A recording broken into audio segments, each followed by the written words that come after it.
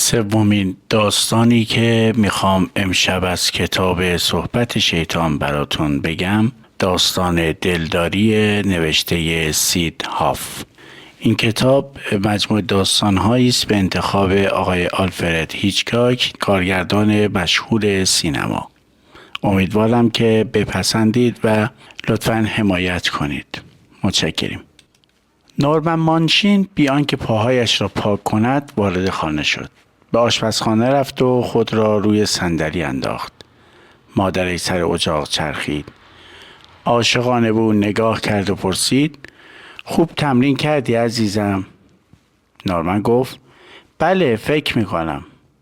راضی به نظر نمیای. خیلی هم راضیم.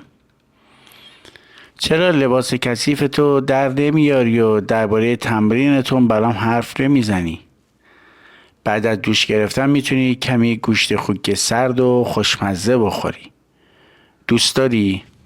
نورمن کوچولو پاسخی نداد. از پله ها بالا و به اتاق خود رفت. لباس فوتبالش را درآورد و لباسهای خانه‌اش را پوشید. آنگاه به آشپزخانه برگشت و دوباره به طرز سنگینی نشست. مادرش در حالی که ساندویچ درست میکرد گفت: دوش نگرفتی عزیزم؟ و هنگامی که دید او در حال خوردن ساندویچ است، دستش را چندین بار به طرف او برد تا موهای پسرش را از صورتش کنار بزند. نورمن کوچولو در حالی که بشقاب را به طرف پرت میکرد گفت: این گوشت خوک نیست، مرغه. مادر گفت: فکر میکنم گوشت خوک فاسد شده عزیزم. نمیخواستم مسموم بشی. از تیم برام حرف بزن. میدونی من و پدرت نمیتونیم تا زمان شروع بازی های این فصل منتظر بمونیم تا هر موقع که تو پاس میدی یا گل میزنی برات هورا بکشیم. این مسئله به خصوص برای پدرت که خودش ورزشکار خوبیه واقعی هیجان انگیز محسوب میشه. نورمن کوچولو در حالی که ساندویچ را نادیده میگرفت گفت: در هر حال پاس دادن یا گل زدن در کار نیست. دست کم از طرف من. جفری تیلستورم کوارتربک جدیدمونه. مربیمون آقای همسلی میگه اون از من سریعتری و بهتر بازی میکنه. معتقد اگه نخواهیم حریف راحتی شکستمون بده باید جفری رو تو آرایش تیم نگه داریم. مادرش نشنشی کرد و گفت: عزیزم مطمئنم آقای همسلی این رو گفته تا تو بیشتر کار کنی.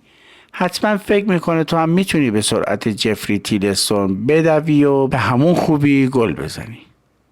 نورمن گفت: آقای همسلی به هیچ وجه چنین فکری نمیکنه. اون به من گفت که برای فوتبال بازی کردن بیش از اندازه چاق و تنبلم و اینکه اصلا علاقه‌ای به فوتبال ندارم. میگه اگه دست اون باشه منو تا ابد روی نیمکت نگه میداره.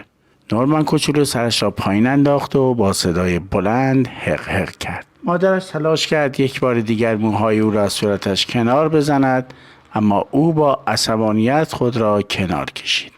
خواهش میکنم عزیزم، سعی کن یادت بمونه که آقای همسلی یه مربیه. کار اون اینه که در مورد تیم به عنوان یک کل فکر کنه، نه اینکه تنها به فکر یک نفر باشه. ما هم باید همینطور فکر کنیم. باید هر چه از دستمون برمیاد انجام بدیم تا تیم ما برنده بشه. باید به تیممون فکر کنیم.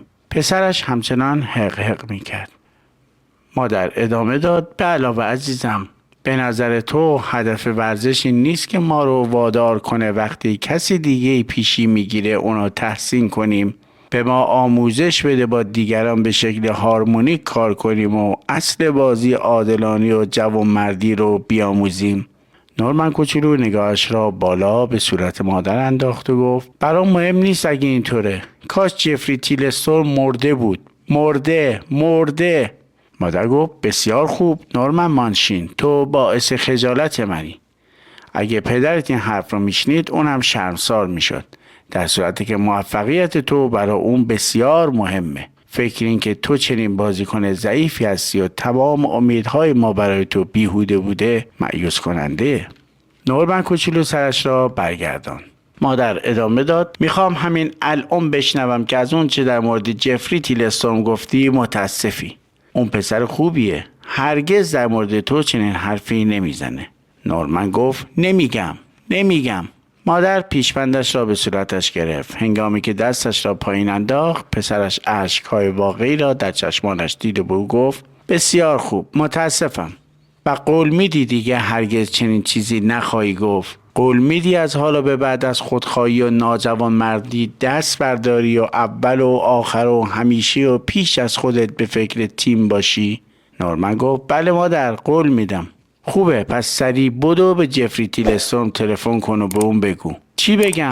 بگو اینکه به عنوان کوارتر بک جدید براش آرزوی موفقیت داری. اینکه در تمام طول فصل بازی‌ها براش هورا میکشی و امیدواری که توی بازی‌هاش تیمو به سوی پیروزی هدایت کنه. نورمن گفت: بسیار خوب مادر، اگر شما اصرار دارید. مادر گفت: اصرار دارم عزیزم.